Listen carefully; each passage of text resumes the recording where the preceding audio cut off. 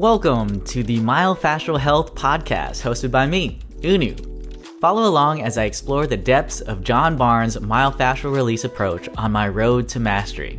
Along the way, I'll be sharing the lessons I learn as I open my myofascial release practice in Austin, Texas, so that you don't have to make the same mistakes I do. Welcome back to the Myofascial Health Podcast. Now, today I'm going to be doing something a little bit different. I'm going to be doing a solo pod, so I'm not going to interview a guest. And I've decided to do this because I just came back from an intensive at Therapy on the Rocks in Sedona, Arizona. And I've gotten these moments that I felt like I just wanted to share. And I hope that these moments and these lessons resonate with some of y'all. Maybe it might be reminders, maybe it might be new, but it's always good to know what you're aiming for. And when I go to Sedona, it always gets me back on track. Now, let me just say how this started was we first signed up for an intensive. And when I say we, I mean my wife and I. And I know I had heard along the myofascial release spaces that if you do an intensive, it should be kind of your own journey. And I agree with that to a certain extent. But I had made a plan with my wife, or we came up with a plan together to do an intensive because we ultimately wanted to start the process of conceiving a child. And that's one of the primary intentions that we went to go on this intensive, to kind of peel back the layers and set us up for that time when we are blessed to have a child. Now, I will say that I was coming from, running my own business. I have my own MFR practice, and it is getting busy, which is a good thing. But I can also know or sense that when things are too busy, I'm very much in my head. I'm thinking about a to-do list or things that I have to get done. And I am outside of my body. And how I know this is because we caught an early flight out to Phoenix. And I think we picked a flight that was at like 6 a.m. So it was super early. And I don't know about y'all, but for me, I definitely feel a little bit anxious when I go to the airport. You're trying to make your flight, get your line order for the seats and all that stuff. And on top of that, my wife was having some stomach issues, and so she went to the bathroom right before we boarded, so that kind of added to my anxiety. And I actually felt like we were late when we were trying to get in line to board the train. And in my haste, I ended up cutting people, to the point where someone actually said, like, hey, be aware of your surroundings. You can go in front of us, but, you're just lacking all this awareness. And, there was a part of me that was like, man, that was a little rude. But to be honest, when I take a step back and I don't take it personal, I'm like, wow, he's absolutely right. I was in this rush. I was so locked in because I felt like we were behind or about to miss our boarding thing. And I did this act that I cut people, which is not something that anyone should be doing, right? And so for me, I took that as a lesson of like, wow, I've gotten into this mode where I'm in my head and then I'm not actually present in the moment and I'm not aware of my surroundings. And so that's how the trip started. And one of the things that was immediately kind of put into my consciousness was, hey, there's no rush. We're already here on our vacation or this kind of retreat, and we can let go of anything we're tied so much into, and we can let go of these patterns, which for me was, hey, we have to get these things accomplished. Productivity is feeling good in terms of, I was able to accomplish all these things for the day. But in that moment, I was like, wow, I am not present in my body. And that is something that we all need to be aware of. And so that's how that started. Now, my wife signed up for her first intensive. And if you've never signed up for an intensive with myofascial release through John's teachings, then the first time you do it, today, you have to sign up for 2 weeks at a minimum. Whereas for myself, where I've done intensives before, I can sign up for 1 week. And so she started 2 weeks, and then I joined her in the second week. So for her first week, I, dropped her off and she was getting treated at Therapy on the Rocks. And then I was able to have this kind of alone time that I feel that I need in my life to go on hikes. And I'll just say that just unplugging, getting out of my day-to-day routine is so fulfilling for me. And I need to remember that because I know that I was going on hikes and there wasn't a time limit to how long I was out there. I was conscious of when my wife had, whether it be lunch breaks or when she had to get picked up. But outside of those things, I was just able to kind of walk at my own pace, take in the scenery, take in the vibes and the energy and the vortexes, and I was able to journal a little bit. So I think it's important to have a practice of self-reflection. Otherwise, you're just kind of caught into the day-to-day grind, and sometimes you lose focus of what you're actually working towards. And so I was able to kind of measure my energy levels. And I know I started the trip at like a 2 or a 3 because I was coming from my day-to-day work stuff. And then I know that in that first week, just from being able to unplug and not have to do my day-to-day habits that I had developed unconsciously sometimes, just being able to unplug for a little bit allowed me to increase my energy levels. So I think from that first week, just being able to go on hikes, enjoy nature. I think nature teaches you stillness. You see all these things around you, these huge canyons, these huge juniper trees. And one of the things that I've recognized is, you know what? Nature never rushes itself. It always develops things, amazing things, but it is never in a rush to develop. And I think that's a huge lesson for myself because a lot of times I find that I'm in a rush.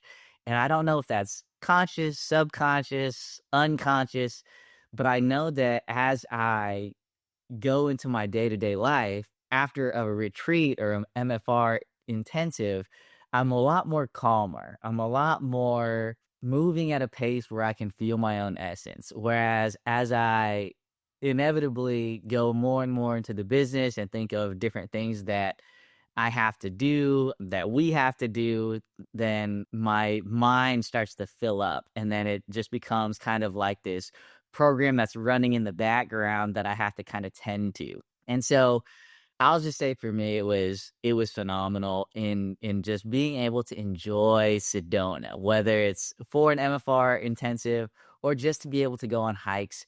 And I know that for me, I've told my wife that something I want to continue doing now that I'm back is devoting 1 day a week to just going on a walk or a hike so that I can appreciate nature and take in the stillness that nature teaches you. Now, I'm going to be honest that, when I first dropped her off and for her to start her intensive, it's great to see everybody at TOR and interact with whether it's the patients or the faculty or the staff. And I remember there was this moment and something that I don't know if I struggle with, but it is somewhat of a struggle is my wife tends to be late to a lot of things. Punctuality isn't super high on her priority list. So I remember asking her, hey, what time do I need to drop you off for your intensive? And she told me a time, and I said, okay, that means we have to leave at this time to get there by that time. And of course, inevitably, the time that we have to leave comes by and we're not leaving. And normally I would feel a little bit anxious about that. Like, okay, this is what we're saying. But it wasn't my intensive. I was like, I'm on vacation. This is your experience. This is what you're going to get because these are the consequences of your choices. And I just will say I've learned through marriage that there are some battles you're willing to die for, and then there's some that you just have to learn to live with. And my wife and I had gone to this marriage group and trying to work on our marriage. And what I had kind of when we were alone together, then I would get frustrated because there's this tardiness and I like to be on time. I think it's being respectful of others people's time when you're on time. Whereas I don't know that she has an opposing view, but there's different things that prevent her from being on time. Let's just put it that way. And when we were in this marriage group, what I learned is that everybody's wife struggles with the same problem, and no husband is able to have an experience where their wife is actually punctual. So if you have that experience, I would love to know what allowed you to get to that place. But what I was able to observe or take from this marriage group is every man or husband just kind of lives with it and tries to come up with different ways to work around it. So, for example, let's say that we have an appointment at 9 in the morning. Then a strategy that I've heard is like, oh, hey, we have an appointment at 8 in the morning, so make sure you're ready by 8.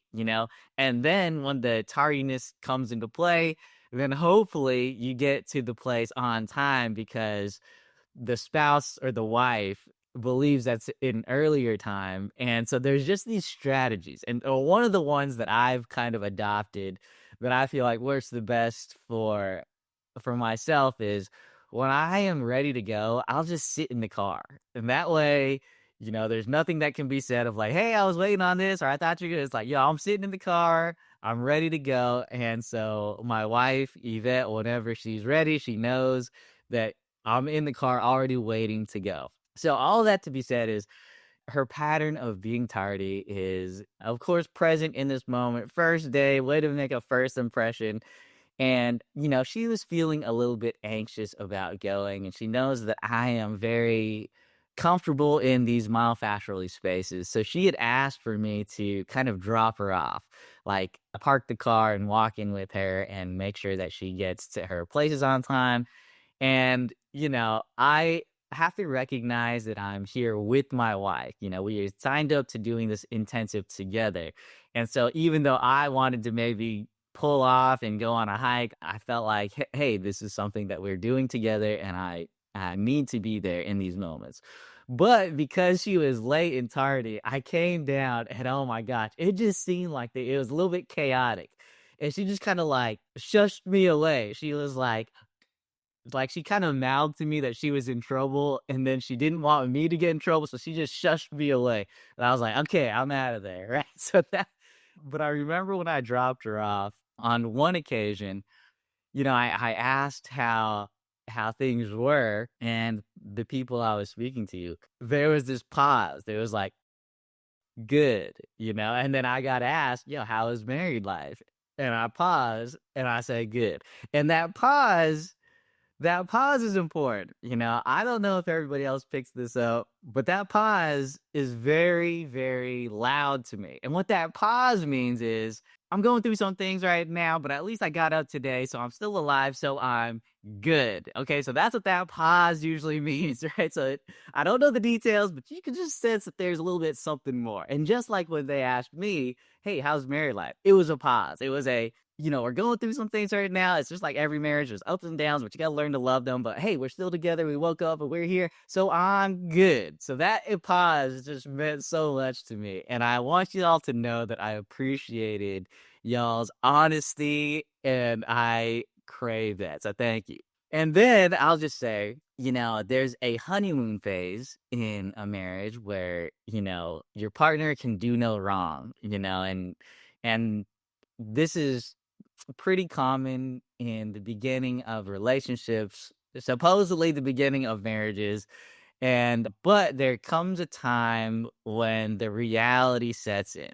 And so this perfect image, this infatuation phase, you usually grow past it. And then you start seeing these little cracks and crannies where they're not perfect. And then you start to have these conflicts. And I'll just say that, conflicts are inevitable. And so in any marriage, you're going to have conflicts, at least if you're close enough. I think that when we talk about the idea of love, We often get painted like the Disney version of it. Hey, it's this prince saving a princess, or this magical matrimony, and in which, the princess gets wheeled off in her cart or whatever it is. But that is the honeymoon phase.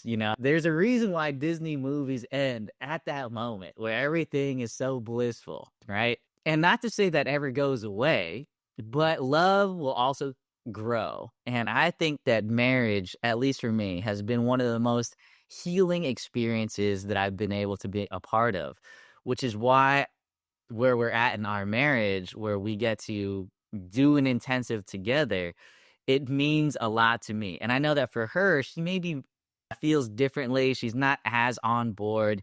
And we were able to work through that. But her just showing up meant so much to me. And I knew that I didn't know what the outcome was going to be, but I was ready to accept it, whether it was going to be good or whether it was going to be bad. I was just there for it. And I was just appreciative that she had taken this step to go on this healing journey that I've been on, that many of us in the myofascial release spaces have been on. And so, sometimes John will say, talk therapy doesn't work. Talk therapy doesn't work. And I agree with him. But, if you're not part of myofascial release, that's an avenue that people will hear about that has been very helpful. And so I'll just share that Yvette and I have gone through different counseling and different therapists, and they've served their purpose. But did it get us to the point that we wanted to be?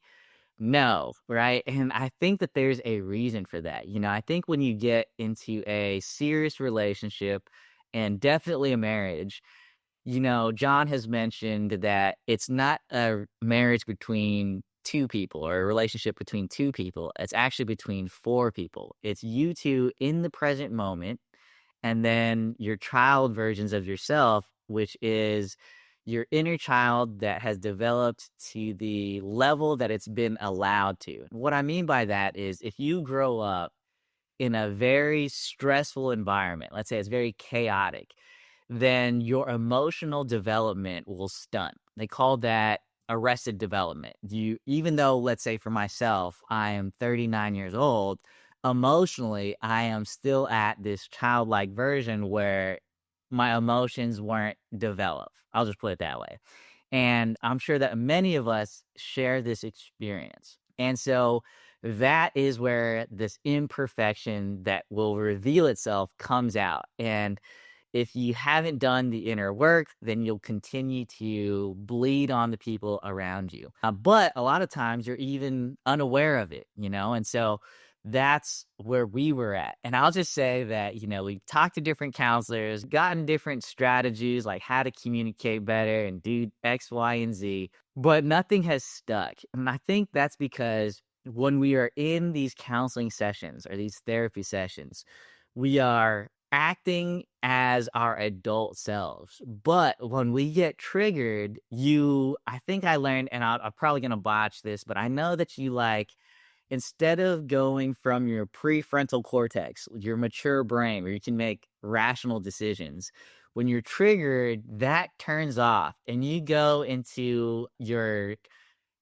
like primal brain. I don't know if it's your limbic system, but your amygdala, you act out in that form. And so even though you might say, hey, all you have to do is work on communication, use I statements, do this, that, and the other. When you're triggered, that brain turns off. And I feel like that's the reason why counseling or therapy is limited. And I'm not sure if that's what John believes, but I'll say from my experience, that is the pitfall. Because when we are calm and relaxed, we can have a conversation, we can talk about things.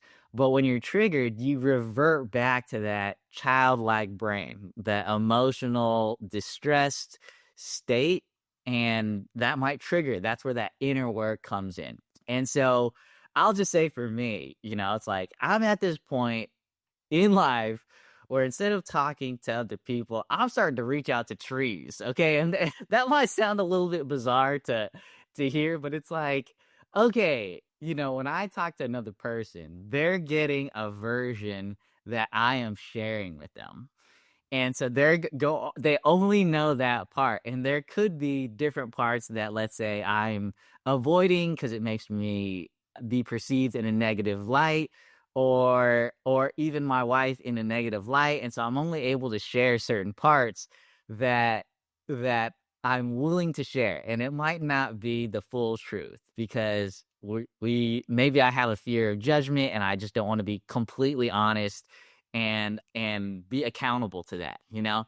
But when I talk to trees, it allows me to just like vent, and and then if you're quiet, you might hear something. Okay?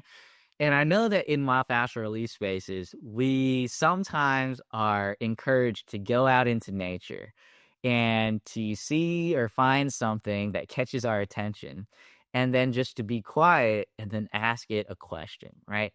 And it's not going to talk back to you, but because you are still, I think that's the important part, because you are still and calm, then that allows your subconscious to speak through. And I'll just say that, on this journey of being parents, that one of my belief systems was, hey, we're not ready because the way that we handle conflicts is not conducive to a healthy environment for a child to be raised in. So we need to work on these things first before we conceive. And though that might sound responsible, and yes, I think everybody should do that, right? Because the more you work on your own stuff, then you provide an environment for a child to thrive. And I think the fact that we are aware of that is huge.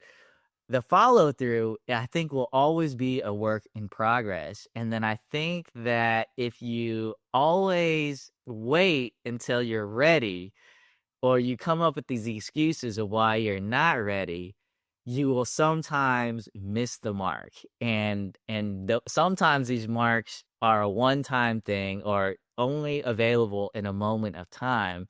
And so make sure that you don't make a decision that is permanent for the rest of your life if you are not 100% fully committed to it. Okay. And so, I'm talking to this tree. I'm venting to this tree. I'm saying I was like, I can't believe we're going through these conflicts. These are so overwhelming. I don't know how long we can do this. And I know that definitely this is not conducive for a child to be raised in. So I remember asking the tree, how are we supposed to move forward if Yvette doesn't move on and grow from these things? And the thing I heard back was, you don't. Okay. And so I think a lot of times when we go into counseling sessions or therapy sessions, we go in with this idea that, hey, if our partner changed, things would be better. And I know from experience that that is the absolute wrong way to go about things. Counseling or therapy, especially myofascial release, even myofascial release therapy, it's an inner journey. It's for you to uncover those parts of yourself to heal. And in doing so, you are a better person and partner for those or relationships around you. Okay. So just know that if you're going into counseling so that you hope that your partner changes, that is a waste of money and that will never work. I'm just going to put it that way because just like we learned in myofascial release, you can't force a system that can't be forced. And so what you need to do is go on your own inner journey. And if you can do those things to unpack those traumas that you might have so that you can be a better partner, that's where the growth comes in. Okay. And so when I heard you don't, I just sat with it. Right. And I just had to move on. I'm like, okay, this idea that, hey, these conflicts arise and they're overwhelming and unbearable at times, they're normal and you're just going to have to move forward. And instead of me getting attached to this idea that like, oh, if she would learn how to do these things, then things would just be better. But in that moment, I just had to let it go. And I just went on my walk and I was laughing because I'm like, I didn't have to spend anything for counseling or therapy. And I'm talking to trees out here. I'm at this point where I'm talking to trees out here. So that was one lesson. And then, I think we had gotten into a conflict and it never feels good. When you get into a big conflict, oftentimes it will bleed into the next day. And something that I've learned through my marriage group is, men are able to compartmentalize. And what that means is, let's say we have a big fight or something, then I can tuck that away in the pit of my stomach and get on with my day and then get through the day and work and it not affect me. And then when I get home, then it comes up again, right? Whereas with women, and I know I'm generalizing here, but this is what I learned in the marriage group. So I hope that you guys can take this with a grain of salt. But women are not able to compartmentalize as well. And so what that means is when we have a fight or a conflict and that carries on through work, it affects their work and it affects every facet of their life. And so I remember early on in our marriage, and we've only been married since February. It's like we're still considered newlyweds, but it feels like we've been together for lifetimes. And so I know that I had this idea that like, hey, if we're trying to solve a conflict, we need to stay on target. We need to talk about it with just the one task. And if you start bringing things out from the past or from here or there, then we're not going to get anywhere. And so when I learned this in the marriage group of, hey, women just can't compartmentalize. So that's why they bring in things from the past or pull things that they might remember. And that's just because of that's who they are. And you can't expect them to not be a woman ultimately. And so when I finally got that wisdom and understanding, I stopped fighting so hard to keep it on track because that's what I'm able to do by nature. And I think men by nature are fixers. It's like, hey, you're saying there's a problem. It's this one problem. Let's fix this one problem before we move on to the next thing.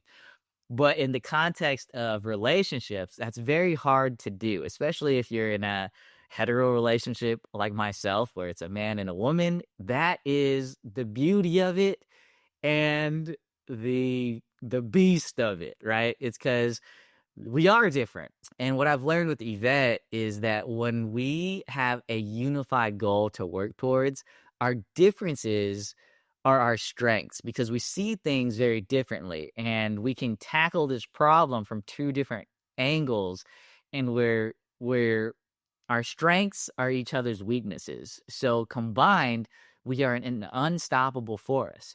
But when we don't have this unified goal to work towards, and then we have a conflict, then those differences work against us. And that's why, I don't know if you guys have had this experience, we kind of have this thought or this belief that, man, if you would just change, things would be better. And that's not the way that I believe God has designed it. And so that's where we were at. So we had this other big conflict that came out, and it was one of those big ones where, I was just struggling the next day. And I remember the thing that caught my attention was the Back Go Beyond street entrance to Cathedral Rock. And because normally I think it's blocked off, you have to take a shuttle.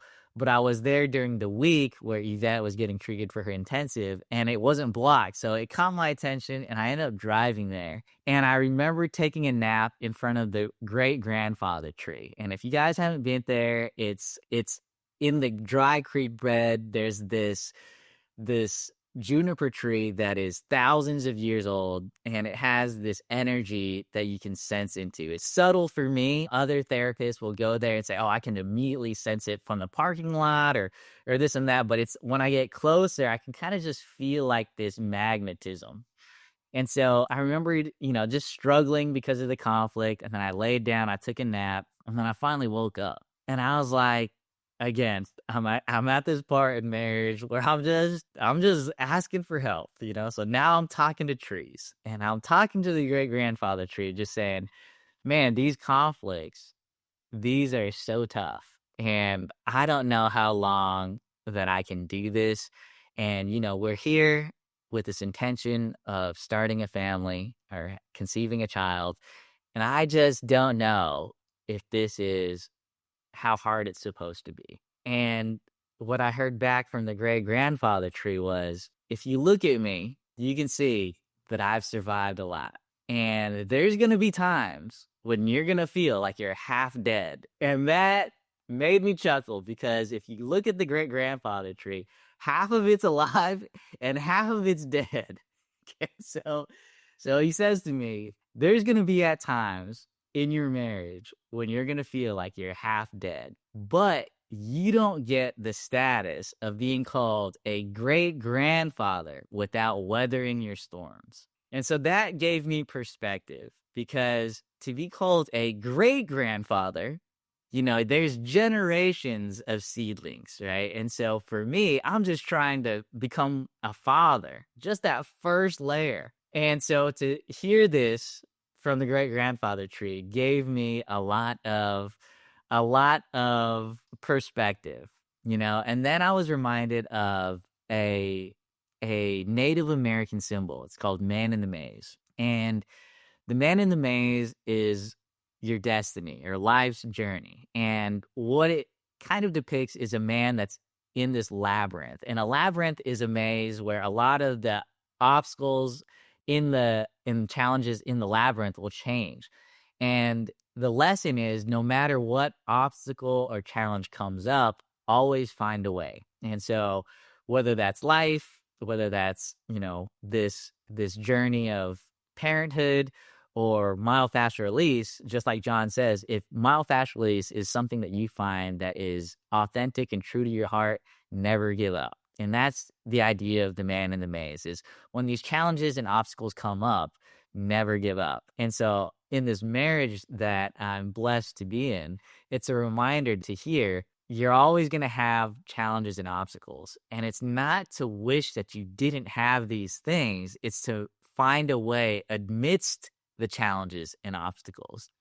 And then I went on this hike. It was the easy breezy trail where I had never taken this path. Usually I'll go up to Cathedral, but I decided to go along this easy breezy trail, and it allowed me to kind of, again, take in nature, be more relaxed, take in the message, and just be present. And then, those are kind of the big moments in that first week. Then I was able to start my process. And so now when I came in for my intensive, I came in on time, I might add. And then, because I think I'm on time, things just feel a little bit calmer. Things feel like, hey, Unu is here. Things are going to be calm. Things are going to be a good time.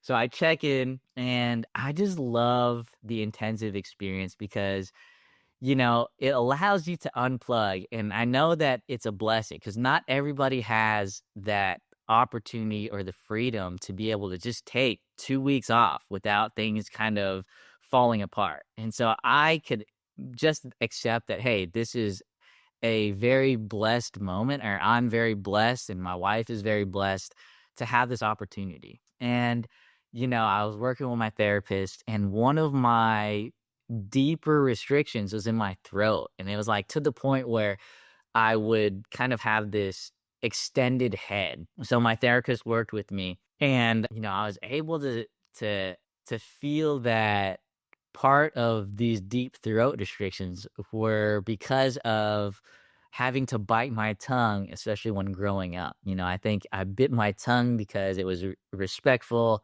And while it kept the peace, I had to kind of suppress or hush my essence for being able to speak.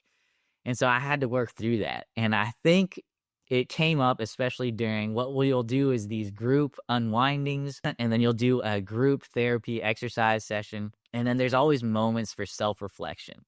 There's these yellow pieces of paper that you write your experience about, and then you write on the back of it for the following day. And I believe that John reads these things. So even though he's recovering from these surgeries, he's still a part of myofascial release.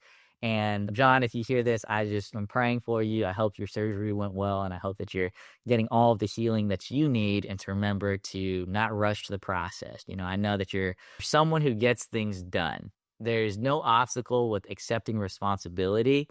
And I know you might feel responsible for a lot of these myofascial release things, but please take the time for you to be present, centered, and still so that you can heal, so that, yes, when we can see you again, I think I speak for everyone when we say that. We would all love to see you again. But all that to say is, in my reflections, it was about this deeper throat restriction that I feel like stems from having to bite my tongue. and specifically with my parents. So if any of y'all have had this experience, I'm sure it's very common because hey, we feel like as kids to keep our attachment to our parents, we have to maybe perform in certain ways and to keep the peace.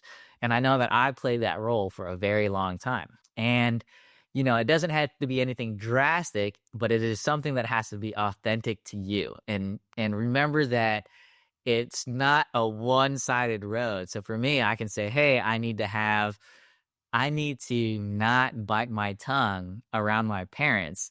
And that's my perspective, right? But are they in a place in life where they're ready to receive that? And also, am I communicating it in a way that isn't so harsh that might, rub people the wrong way? So that's also important. And so I remember that I just had this deep throat restrictions here. And the message came up is, are you going to keep biting your tongue? And my answer was no. And I need to have a difficult conversation with my parents. And then you write on the back side of that piece of paper the next day if anything else came up. It can come up in dreams or different messages. It just kind of lets you marinate on this kind of realization. And something that had been reoccurring on this trip is I was seeing a lot of stink bugs and skunks. And you can even ask, I think I could say this, but you can even ask Kathy Kessler because we were doing one of my treatments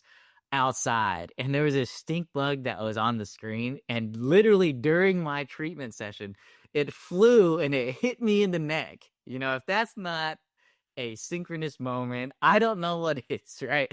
But you can ask her. I'm not just making this up. Literally during our session, a stink bug flew and hit my neck, okay? And then this night after this group unwinding, I couldn't go to sleep. And we had the opportunity to stay at Julie Boots' Casita, which for an intensive experience is absolutely amazing. It's right off of Oak Creek, so you can hear the stream from the casita. And so something that was when I couldn't sleep during the night, I would go out and just look at the stars. And Sedona is very restrictive on light pollution.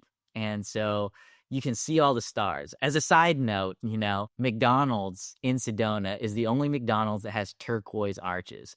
And I had thought that it was turquoise just because it's the Sedona vibes. It's all about healing. But the reality is actually that it used to have golden arches. And because that yellow arch emitted so much light, Sedona took McDonald's to court and said, hey, it's causing so much light pollution. And we don't like that. And this is a thing that we have and the city ordains. And so they actually took McDonald's to court and Sedona won. And so that's why McDonald's had to change their arches to turquoise in Sedona.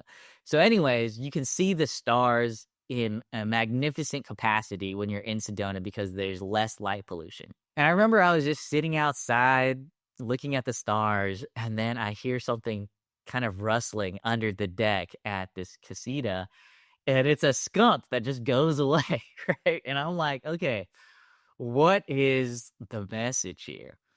And whether it's a stink bug or a skunk, what they do is they emit a smelly odor to kind of ward off predators or different threats. And so what I got from that is I need to be able to set boundaries, right? And so that added to my hey, I need to have this difficult conversation, but specifically I know that I need to have them about boundaries with my parents versus saying, hey, I'm not going to start biting my tongue anymore. I don't think anyone wants to hear that. I think that's also just very, very, it's going to cause a lot of friction. Let's put it that way. And so just having a conversation about boundaries, I think, is an adult conversation, and a boundary is just saying, hey, you don't need to do anything. I'm saying, hey, this is my boundary. And as long as you don't do anything to step over it, I'm not asking you to do anything, then things are good. But if these boundaries get crossed, then I'm going to have to, uphold what I say I'm going to uphold. And so I know that it's tough for a lot of us to have these conversations with our parents because I think a lot of times we're looked at in a certain light. I know for me, I'm the youngest son in my family or the youngest brother, so I'm always looked at as the little kid, which I play that role and I enjoy that role. But I think as I have gotten married and I am becoming not only a husband and a spouse, but this next chapter of being a father, that I need to be able to express and stand firm with my boundaries. So the first step is having this conversation with my parents, and it's a skill to develop of setting and standing firm on your boundaries. And I know that every parent that I've spoken to has said, your kids are going to push your buttons, and so you also need to be able to stand firm in boundaries when raising kids. So I can see that, hey, this is a lesson for me to practice now. And when we are blessed to have kids, then I will have to also reinforce the skill of setting and standing firm on my boundaries with kids. So that was the experience that I had with the group unwinding. And then we were able to kind of share about that. And then we did an inner journey. And I love this exercise. And they have designed it in a way that allows, at least for myself, what I learned is not everyone has the same experience, So anytime I get to go, it's a way for me to move past my conscious mind to work with my subconscious mind to know what my deeper seated faith and direction is meant to go. So ultimately we did this inner journey. And for me, I'll just say that I came upon this message that said, I'm ready to be a dad, and so everything that I had gotten in the past or the things that I fear in the future, where I say, we're not ready, or I'm not ready to be a dad, or we're not ready to be parents because of X, Y, and Z, in this very present moment where my conscious mind is not pulling me down, I got this message that I'm ready to be a dad. And I'll just say that it's so comforting to feel that. And then when I hear these messages that, oh, you're not ready because of this, I can just sit with that, because that was a experience that I had where I just felt it. And it's just a calm confidence knowing. And then if I don't question it, then I'm there. But something that we learned is that, John teaches about two channels, channel 5 and channel 3. And the way that I can relate to it the most is I think of it as like the left and right hemispheres of your brain. Your left side is like channel 5. It's more logical, linear, critical, and this is where fear is thought to be. And your right side of your brain is your intuitive, creative, loving side. And so when you think about it in this context of past, present, and future, the adult brain will turn on the left side, which is that channel 5 side, when you're thinking about the past or the future. So oftentimes when you're thinking about the past, you're critical of yourself. I shouldn't have made this mistake. I can't believe that. And it turns into depression when you ruminate on that. Okay, so that's one of the clinical signs of depression, is this rumination. You can't let it go, right? You just constantly beat yourself up about this thing. But without that rumination, it's just that critical side. And then when you're thinking about the future, often it's this anxious side, like, what if it goes wrong, And if you find yourself saying that, then one easy trick, because I think it's normal for all of us to think of that, right? The bad things stand out bigger than the good things. Let's say out of 20 things, you could do 19 of these things really great. But if you mess up one thing, or one bad thing catches your attention, that's where your focus goes. So just know that by human nature, that's just the way that it's designed. And an example of this is, I went to a wedding, and it was a family member, and I am related to the bride, and I thought it was a great wedding. The venue was amazing, the food was amazing, and the flow of it went really well. And I loved the wedding, and I hope that they are starting their marriage journey in a positive way. But when I heard about the bride's experience, the one thing that kept sticking out to her is when she was walking down the aisle, she could only hear babies crying. And that almost like was the only experience that she spoke about, right? And so there's this huge, beautiful thing, two families joining together to celebrate a bride and a groom who's about to start their family, the one thing that she takes from that or ruminates on is this crying baby's experience as she's walking through the aisle. Okay, so all that to say is it's normal for us to look at the bad things that happen instead of the good things. And so something that helps me with that is I have a gratitude practice. And so I'll try to write down 3 things that I'm grateful for. And that just keeps me on track. And you might think that this is trivial.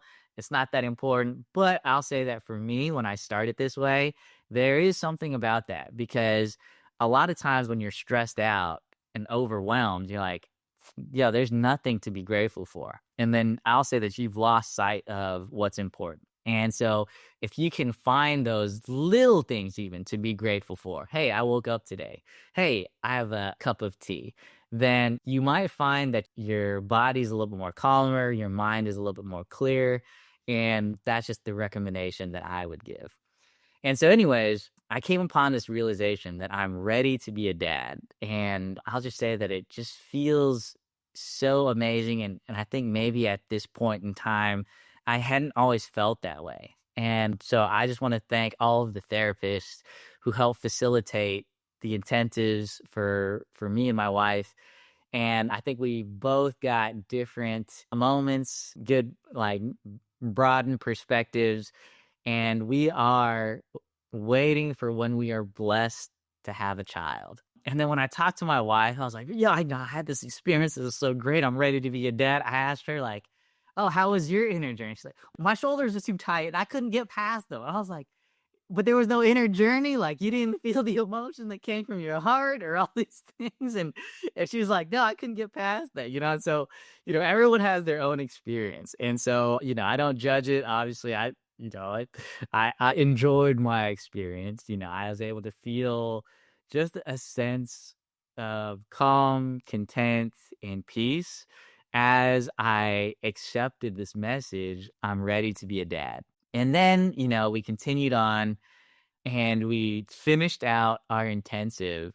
And then the important part is being able to integrate. I think a lot of times what happens is we say, hey, when we're in these myofascial release spaces, it's easy. It's easy to let go of things and be free and let go of the fear of judgment and just be here. But the important part is integration. And this is something that I struggle with because I will get back to my day-to-day life and I will still feel energized because I was able to let go of things.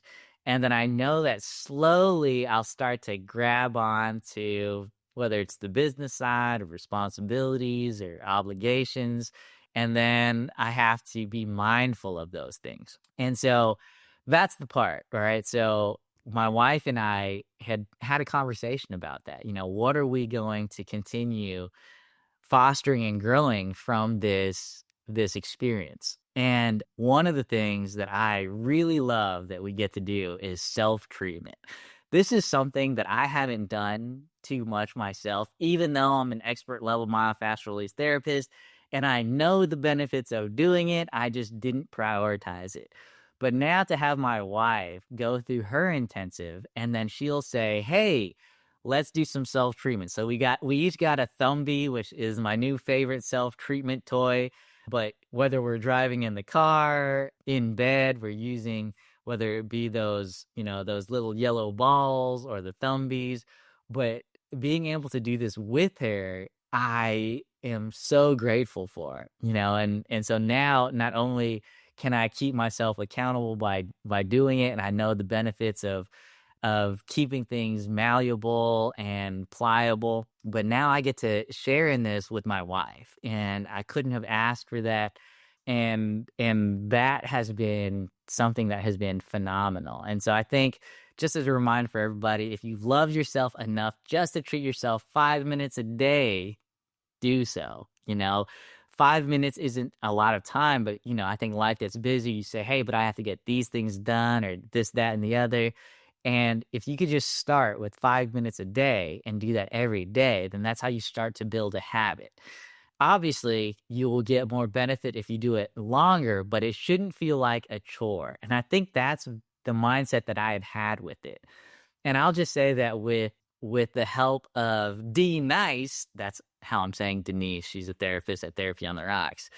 She says, all you have to do is say to yourself, when I do self-treatment, I feel blank, right? And that way you're doing it because you know you are feeling whatever. I'm feeling looser. I'm feeling less stressed. I'm feeling more calmer, and those are the things that are going to help you stick to the self-treatment versus saying, oh, I just have to do this. This is something that's part of my routine. I have to do it, right? And the last thing that I'll say is, part of the intensive program is we got in a group and we drew one of the cards from John's Johnisms, these phrases that John has said often. And, I drew a card that said, healing is a journey, not an event. And that is so true, right? We don't get to become who we are because of a one night experience. Like this event changed my life. It's through experiences and recognizing that. And I think one of the concerns that my wife had was she felt like the progress that she made wouldn't have been enough for me. And she shared that with me. And so we had a conversation about it.